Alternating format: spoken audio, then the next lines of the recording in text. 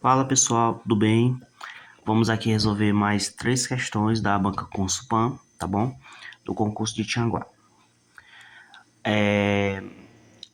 São questões de matemática, tá? Umas questões são bem chatas, outras bem tranquilas de se fazer, tá? Vamos começar por essa daqui, que diz o seguinte: a distribuição de frequências a seguir se refere ao peso de 150 limões de uma safra modificada geneticamente. Observe o quadro. Aí tem aqui o peso em gramas e o número de limões, né? Ou seja, 24 limões pesando 82 gramas, 36 limões, 84 gramas, enfim. Aí ele quer saber qual é o peso médio desses 150 limões. Aí a gente tem que fazer o seguinte: como eu tenho elementos, né? O número de limões e o peso de cada um deles aqui, né? Eu vou ter que usar a média ponderada, certo? O que é a média ponderada? É quando eu pego o número de limões, no caso aqui, nesse caso, o número de limões e multiplico pelo peso. Ou seja, nessa primeira etapa, 24 vezes 82, né? Aí mais esse número vezes esse, ou seja, 36 limões, que multiplica o peso dele, né? Que é 84. E assim vai, mais esse daqui, ó, 45 vezes 86, mais 21 vezes 88 e mais 24 vezes 90.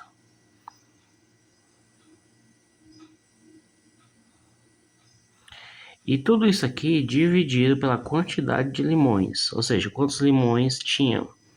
150 limões. Então, tudo isso aqui é dividido por 150, ok? Então, fazendo essa conta, o que é que acontece? Né? Eu vou ter que a minha média é igual.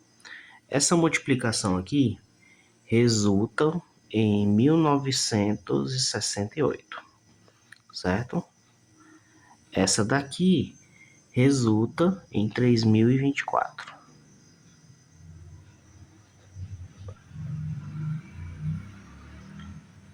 Essa outra aqui resulta em 3870. Essa daqui resulta em 1848. E essa última resulta em 2160. Certo? Tudo isso dividido por 150. Agora que eu fiz toda essa conta, eu vou somar todos esses valores e dividir por 150. Então, a soma desses valores vai dar 12.870. Eu estou fazendo aqui acelerado para não perder muito tempo, tá? Mas se quiserem somar esses valores, fiquem à vontade. Então, isso aqui vai ser igual, se eu dividir 12.870 por 150, vai dar 85,8, certo? Então, o peso médio desses limões é 85,8 gramas, tá? Ignora esse quilo aqui. Na verdade é gramas. Beleza? Então essa aqui é a resolução dessa questão, tá? Ela é bem tranquila, bastando que a gente saiba calcular a média ponderada, tá bom? Agora vamos tentar entender essa segunda questão. Diz assim: o montante inicial foi aplicado a uma taxa de juros simples de 4% ao mês durante 2 meses. Então temos aqui uma primeira aplicação. E depois reaplicado a uma taxa de juros simples de 10% ao mês durante 2 meses, resultando em R$ 11.400. O valor aproximado do montante inicial era, então, olha só, como que é a questão, aqui é uma questão de juros simples, né?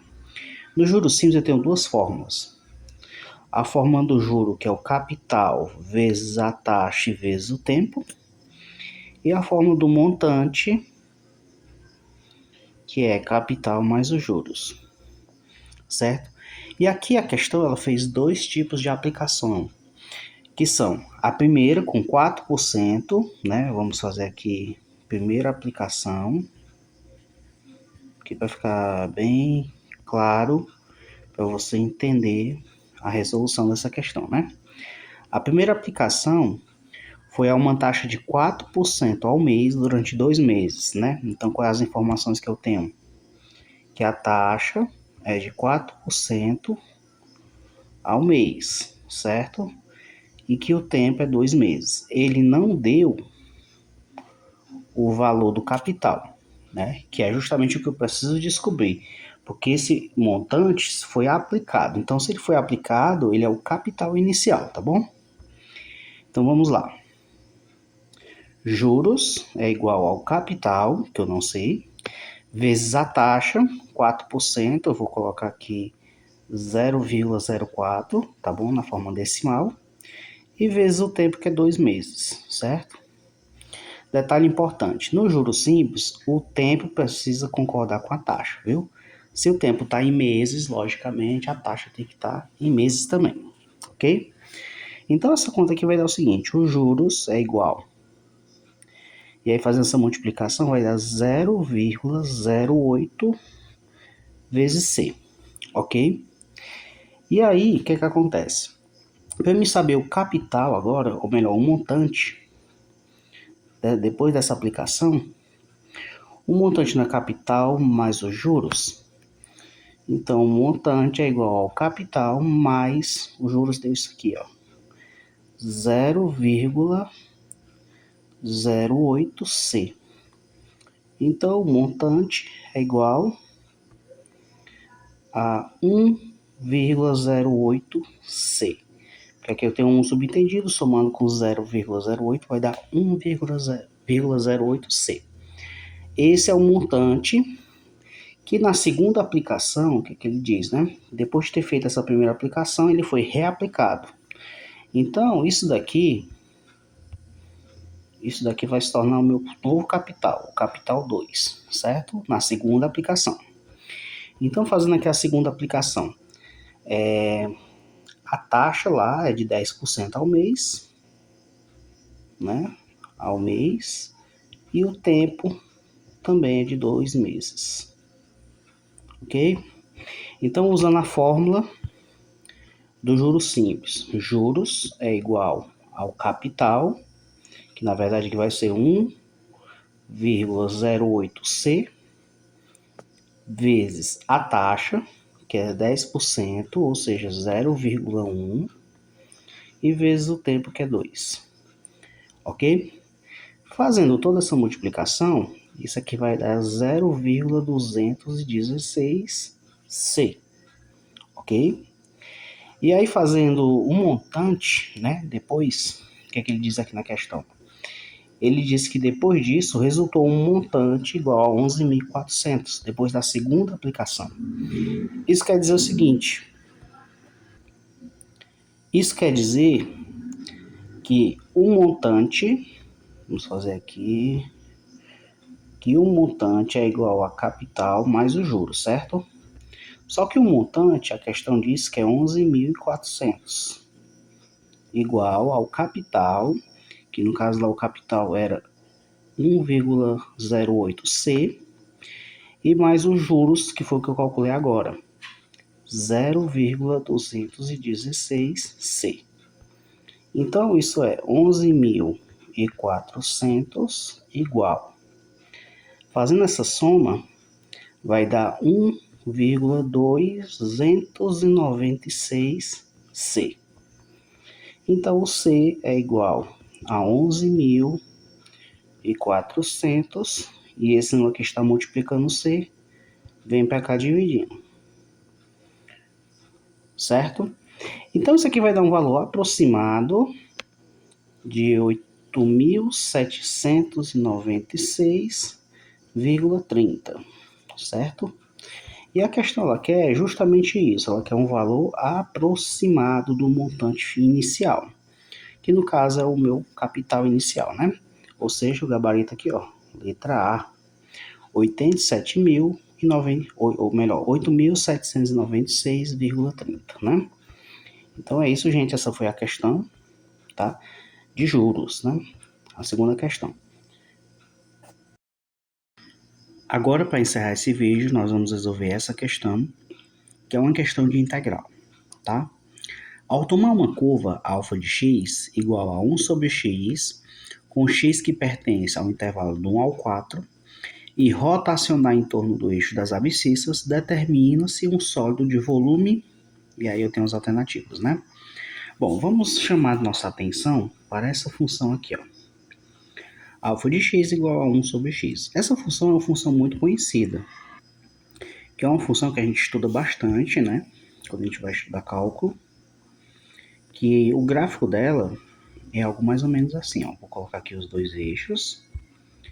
E aí o gráfico dessa função é algo assim, ó. Ela não toca o eixo das abscissas e nem o das ordenadas, tá? Por que ela não toca? Porque como o x está no denominador, ali, não existe valor zero para essa função. Ela não está definida no valor zero, porque o x ali não pode ser zero, tá bom? Então, o intervalo que me interessa é do 1 até o 4, né? Ou seja, vou colocar aqui o valor 1 e aqui o valor 4, né? E aí o que a questão diz? Ele diz que se eu rotacionar essa curva, né, em torno do eixo das abscissas, fazendo algo assim, eu vou determinar um volume, um sólido, né? E o que ele quer saber é qual que é o volume desse sólido. Então, essa é uma questão cuja a gente faz uma aplicação da integral, que tem uma fórmula basicamente assim. O volume de um sólido é igual a π, que multiplica a integral dos intervalos de a até b, de uma determinada função f de x, elevado ao quadrado, dx. Certo? Então, essa forma que a gente vai aplicar nessa situação, tá bom? Então, vamos lá. Volume, né? O volume desse sólido é igual a π, que multiplica a integral dos intervalos de a a b, ou seja, do intervalo que vai do 1 até o 4, né? E qual é a minha função? A função 1 sobre x, só que ela tem que estar elevada ao quadrado, né? E aí dx para poder fechar a integral. E aí vamos lá organizar, né? Π integral do 1 até o 4. E aí fazendo essa potência, isso vai ser 1 sobre x quadrado, certo? Dx. E aí você há de concordar o seguinte, informação aqui adicional, que 1 sobre x quadrado é a mesma coisa que x elevado a menos 2, concorda? Porque expoente negativo, ele vira uma fração com o numerador 1, e ele vai para o denominador com expoente positivo, né? Então, eu posso fazer o caminho inverso aqui. Eu posso fazer, ó, repetindo, π, que multiplica a integral do 1 até o 4, da função x elevado a menos 2, dx. Correto?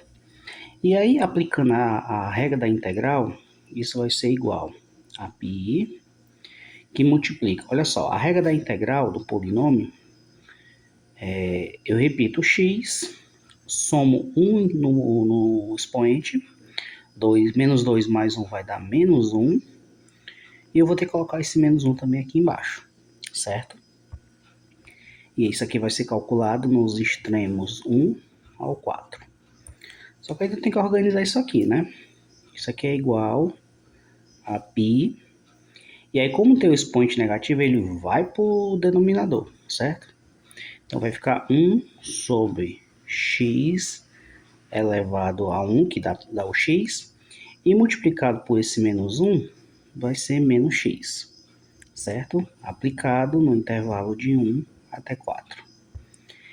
E aí, isso vai ser o seguinte, π, e aí eu pego essa fração, substituo o extremo por 4 e depois subtraio o extremo por 1, aplicando o teorema fundamental do cálculo, né? Então, isso vai ser menos 1/4, que subtrai menos 1 sobre 1, certo? Então, isso aqui é igual a π, e aqui menos 1/4, e aqui vai dar menos 1 com 1 vai dar menos 1, com esse 1 vai dar mais 1, né? Então, resolvendo aqui os finalmente, né? Isso vai ser menos 1 mais 4 sobre 4. Fazendo aqui a soma da fração, né? Multiplica esse denominador que é 1 por menos 1, 4 vezes 1, 4, e dividido por 4. Então, isso aqui vai dar 3, né? Multiplicando por π, 3π sobre 4. Esse aqui é o volume solicitado na questão. Ou seja, quando a gente vai voltar para as alternativas, qual é a minha alternativa correta? Alternativa C, 3π sobre 4. Ok? Questão bem legal, né?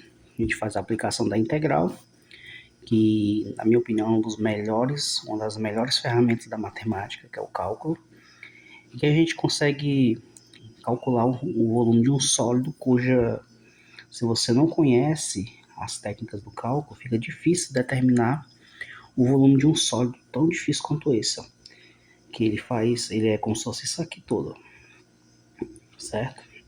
Ele tem um ciclo aqui na base e só vai até o 4, né? Então, o volume desse sólido é 3π sobre 4, quando a gente usa a integral, beleza?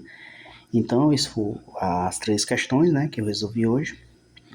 Espero que tenham gostado e até os próximos vídeos.